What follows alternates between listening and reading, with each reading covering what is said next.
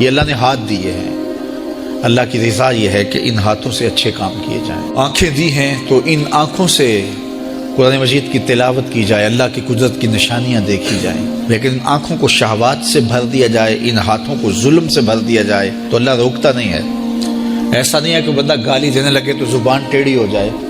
ایسا نہیں ہے کہ بری نظر سے آنکھوں کی بینائی کمزور ہو جائے، ایسا نہیں ہے تھپڑ مارنے لگے تو ہاتھ رک جائے، ایسا نہیں ہے کہ وہ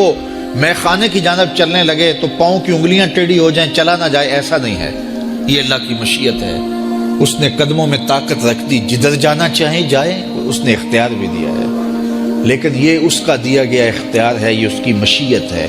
لیکن اس کی رضا یہ ہے کہ یہ قدم اٹھیں تو مسجد کی جانب جائیں، یہ قدم اٹھے تو دکھیے کی مدد کے لیے جائیں، رزق حلال کمانے نکلیں، یہ زبان بولے تو قرآن کی تلاوت کرے، یہ لب کھلیں تو احادیث رسول کے نغمے ہوں، خیر خواہی کے کلمات ہوں، مخلوق خدا کی بہتری کی بات ہو۔ لیکن اگر کوئی گالی گلوچ دینے لگ جائے تو اس سے اللہ کی رضا نہیں۔ اللہ نے اعضاء بنا دیے اور اللہ نے انسان کو خیر و شر کی تمیز دے دی، اچھائی اور برائی کا پتہ دے دیا، اب اس کی مرضی ہے کہ وہ کدھر نکلتا ہے۔